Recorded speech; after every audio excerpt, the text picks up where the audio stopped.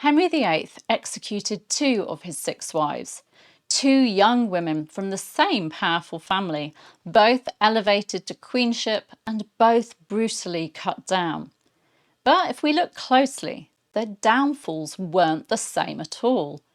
One was a calculated political execution, fast, ruthless, and built on lies. The other was a slow-motion disaster, a real investigation that dragged on for months before the axe finally fell. What does this tell us about Henry VIII, his court, and the brutal reality of Tudor queenship? Let's compare the falls of Anne Boleyn and Catherine Howard and uncover the truth. And thank you to Bianca Brooke for inspiring this video by asking how their falls compared. Anne Boleyn was the daughter of Thomas Boleyn and Elizabeth Howard. Raised in the courts of Europe, she was educated, ambitious, and politically astute. Henry VIII pursued her for years, breaking with the authority of Rome to marry her.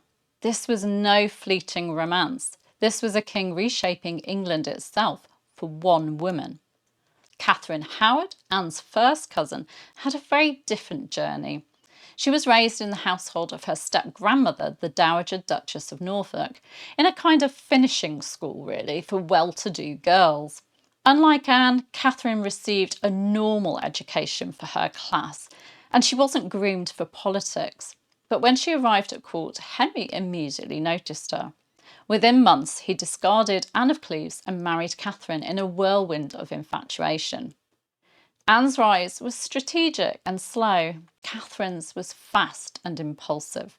In April 1536, when Anne had been queen for 3 years, legal commissions were quietly set up.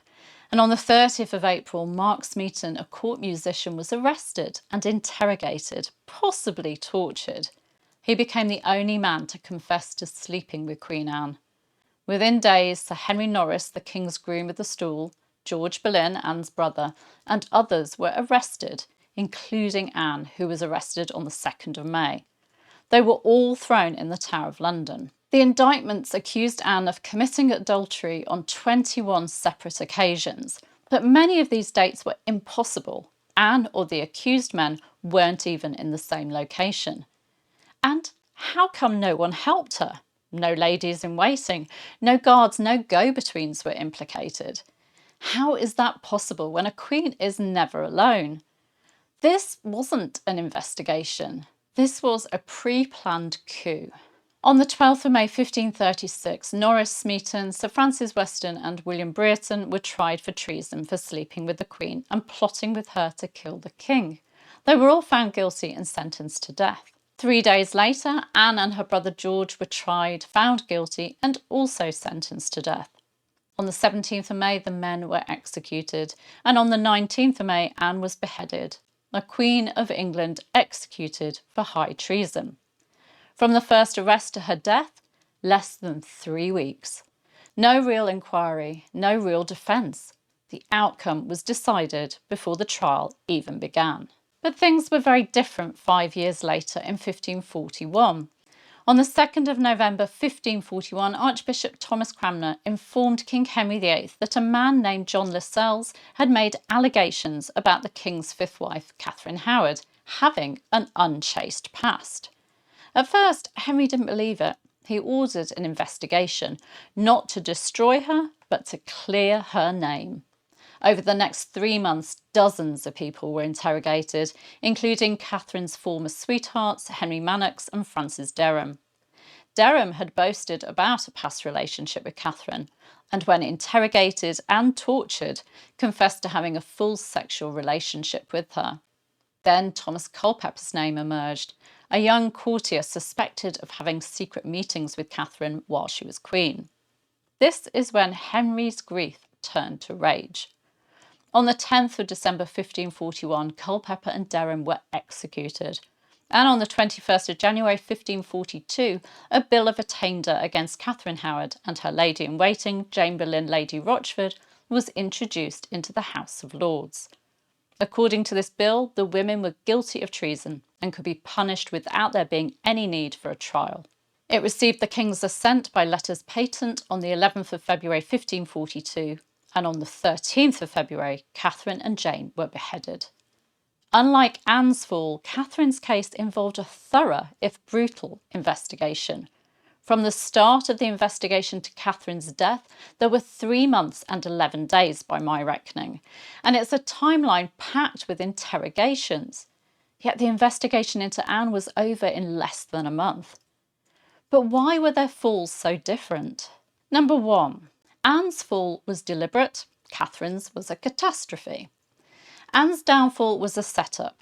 Henry and Cromwell knew she was innocent. That's my view anyway. Henry wanted to move on to Jane Seymour and Cromwell needed to protect himself, so Anne was sacrificed. Catherine's fall was real. The investigation started as an attempt to clear her name, but as the evidence stacked up, Henry couldn't ignore it. Number 2, Henry VIII's motivations. In 1536, Henry needed Anne gone, fast. He wanted to move on to wife number 3, Jane Seymour, as quickly as possible. The sooner Anne was dead, the sooner he could marry again and have a son. While Anne was in the Tower, he spent his time gallivanting with ladies.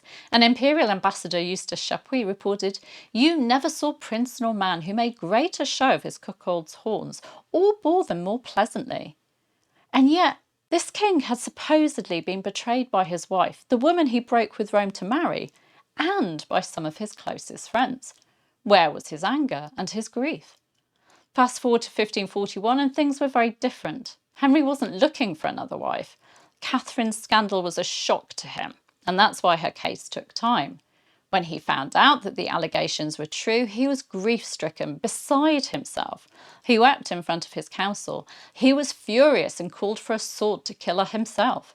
He was hurt. It was a real case, not a setup. Number 3, what this tells us about Henry VIII's court. Henry VIII was all-powerful.